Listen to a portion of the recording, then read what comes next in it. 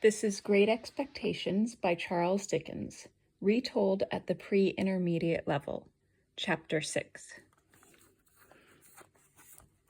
The Visitor. I left early on the Monday morning of my sister's funeral. All the way, I thought about my sister and Orlick. I was sure he was responsible for her death.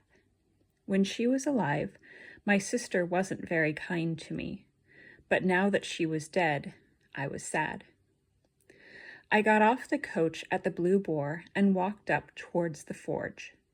I arrived at the forge and saw a black coach waiting outside. There were 2 boys dressed in black waiting with it. Joe was inside by the fire. He was wearing a big black coat. "How are you, Joe?" "Pip, I'm so pleased you're here. It means a lot to me. It's hard to think that she isn't." And Joe touched my hand and looked away. Biddy came over and gave me a cup of tea. She looked very fine and smart in her simple black dress. The funeral wasn't what I imagined. It wasn't what Joe wanted either. It was what Mr. Trabb, the funeral director, wanted. It was expensive, and there were too many people there. Finally, when it was all over, we went back to the forge. Joe, Biddy, and I all had a cold supper. We ate in the dining room, not in the kitchen. Joe was very careful with his manners. He was very careful about how he used his knife and fork. He was worried about what I thought. I was now a gentleman. He was a blacksmith. I was sad. I didn't want him to feel that way. "Could I sleep here tonight, Joe? In my little room?" I asked.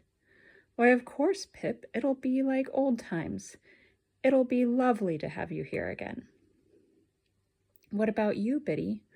What are you going to do?" I said. "Well, I can't stay here now. I'm going to live with Mrs. Hubble. Together, we'll come and look after Joe. I'm going to teach the evening school. That way I can earn money and help look after Joe." "Do you know anything about Orlick? Is he still in the village?" "Yes, he is. I often see him by that old tree there. He was here the night Mrs. Joe died. I thought I saw him there tonight, too. He watches me a lot, and I don't like it." I was angry that Orlick was still watching Biddy. I wanted to protect her. "I'll come and visit you and Joe often. I promise, Biddy." Biddy looked at me with a hard expression on her face. "I hope you keep your promise, Pip." I felt hurt, but I knew Biddy was right. It was time for me to be a gentleman. Not just a gentleman to my fine London friends, but a gentleman to Joe, too.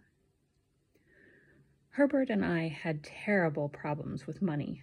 Fortunately, I was about to be 21 years old, officially a gentleman. Herbert and I both hoped for a present of some money.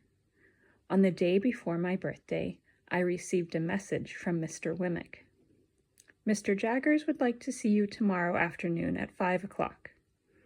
Herbert and I were very excited. I arrived at 5, and Mr. Wemmick came to meet me. "Congratulations, Mr. Pip. Mr. Jaggers is waiting for you in his office. Follow me." "Well, Pip," said Mr. Jaggers, "I must call you Mr. Pip today." "Congratulations, Mr. Pip. Now tell me, how much are you spending?" "No, don't tell me, because I know that you don't know." "Well, you are spending too much. I'm sure you know that. However, today is your 21st birthday, and here's a present for you from my client." Mr. Jaggers looked at Mr. Wemmick, and Mr. Wemmick passed me a banknote. It was a banknote for £500. "Well, that's your present for your birthday, and from today you will have £500 every year. You must come to Wemmick every 3 months, and he'll give you £125. That is, until my client comes to speak to you in person." With my new income, I decided to help Herbert. I asked Wemmick's advice about it. I'll talk to my friend Mr. Skiffins. He's got friends in business. Thank you, Mr. Wemmick. Yes, I do want to help Herbert. One day, Herbert came home with an enormous smile on his face. A businessman has offered me a job, Pip. I'm going to work in business, just as I've always wanted. Perhaps one day I can be a businessman myself, too. I was very happy that he was so pleased. I was very happy that I could do some good with my money. Perhaps one day I could help him more. Perhaps one day I could help him become a businessman. Something very important now happens in my life, but before I tell you about it, I must tell you about Estella. While Estella was in Richmond, I thought about her all the time. I often went to visit her. She usually had other visitors there when I arrived. She was often rude to me in front of them. She made me feel unhappy, but I didn't care. I loved her too much to care. On one of my visits, she told me that Miss Havisham wanted to see her. Miss Havisham wanted me to take Estella to Status House. 2 days later, Estella and I took the coach together. We arrived at Status House and found everything the same as usual. Miss Havisham was in her old room. She was wearing the same old white dress. She looked at Estella and at me, then at Estella, then at me. How is she cruel to you, Pip? How is she cruel to you? She asked. Her face was bitter and angry. I could see that Estella was Miss Havisham's toy. Estella was there to use all men and to hate all men. Miss Havisham wanted her to hate all men. That evening, there was a terrible argument between Estella and Miss Havisham. We were sitting by the fire. Estella was holding hands with Miss Havisham. Slowly, she took her hand away. Are you tired of me? Why are you taking your hand away? Don't you love me any more? I gave you this life. I gave you all I could. Why don't you love me for it? Why aren't you grateful? Cried Miss Havisham. I'm very grateful to you for adopting me, but I can't love you. I can't give you love that you never gave me. I don't know how to love you. I don't know how to love anyone. You taught me that. You made me like this. No, I'm not tired of you, but I don't love you. I decided to leave the two of them together. I went into the garden and walked around under the stars for a while. When I returned, everything was calm. Estella was sitting next to Miss Havisham, looking into the fire.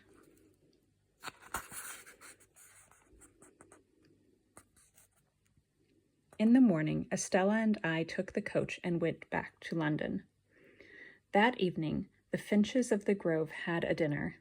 I decided it was a good idea to go. I needed to relax after my meeting with Miss Havisham. I was wrong. It was a mistake to go. The horrible Bentley Drummle was there, talking about himself, as usual. This time he was talking about women. He was talking about Estella. You don't know Estella. How can you talk about someone you don't know? I said angrily. Oh, but I do know her. I know her very well, Drummle replied. Liar, prove it to me. If you're not a liar, prove it to me. At this point, Bentley Drummle took a letter out of his pocket. I recognized the writing. It was Estella's. Estella was playing with me again. She was playing with my heart and my love for her. I had no choice. I angrily apologized. I went home to bed. Sometime later, I went to a dance. Estella was there, and I decided to ask her about Drummle. She was honest with me, as she wasn't honest with anyone else. I'm lying to him, like I lie to all men, she said. But she wasn't lying to me. And now the important moment in my life. I was 23 years old. Herbert and I didn't live in Barnard's Inn anymore. We lived in rooms in Temple, down by the river. Herbert was away on business in Marseille. It was a cold, stormy night, and I was alone. I missed Herbert. Our rooms were on the top floor of the house. The house was shaking with the noise from the wind and the rain. Then suddenly, I heard a foot on the stairs. I went out into the corridor and said, "Who's there? What do you want?" "I'm looking for Mr. Pip. Is that you?" said the voice. "Yes, it is. Come up." "Thank you," said the strange voice from the dark. And the stranger came up the stairs. I was surprised because he seemed very pleased to see me. He looked at me and said, "Well, Pip, you're a fine-looking gentleman, you really are." I looked at him again. Did I know him? Perhaps I did. He was about 60 years old and had gray hair. His face was brown from the sun, and his arms and legs looked very strong. "Why do you want to see me?" I asked. "I'll tell you." "Then come in." I showed him into my rooms, and he looked around them. He seemed very happy to see my home and everything in it. Then he stood by the fire. He looked worried as he said, "There's no one else here, is there?" "No, but why are you here?" "You were good to me, Pip. I haven't forgotten." And then I realized who he was. He didn't need to show me a file. He didn't need to show me a chain on his leg. This was my convict. He was older now, and so was I. But this was my convict. He got up and came towards me to hug me. "Stay where you are. Leave me alone. If you have come here to thank me for what I did as a child, it's not necessary. I hope that you have changed your ways and that you are now an honest man. But you must understand that I now have a different life. I can try and help you again if you want, but I can't be friends with you. Now, you are wet and you look tired. Can I give you a drink before you go?" He touched one of the bottles on the table without even looking at it. I made him a drink of rum and water. Then I turned and saw that his eyes were sad. He wanted to cry. "I'm sorry, I don't want to make you unhappy. Please tell me about yourself. How are you living?" "I was a sheep farmer in Australia. When my master died, I inherited his farm. I did very well. In fact, I did better than anyone. I'm famous for it." "Congratulations. I'm happy to hear it. Do you remember the messenger that you once sent to me? The man who gave me 2 pounds? It was a lot of money for me then. But, like you, I have done very well. So now I must give it back to you." I opened my purse and took out 2 bright, clean pound notes and gave them to him.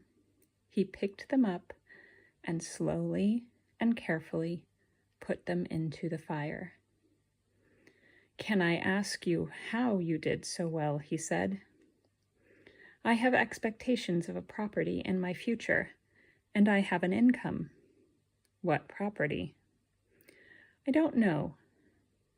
"Well then, whose property?" "I don't know that either." "Well, can I guess that your income is, let me think, 500 pounds a year? And obviously, when you were a boy, you needed someone to look after you and your money. Can I guess that this man was a lawyer? And did his name begin with the letter J?"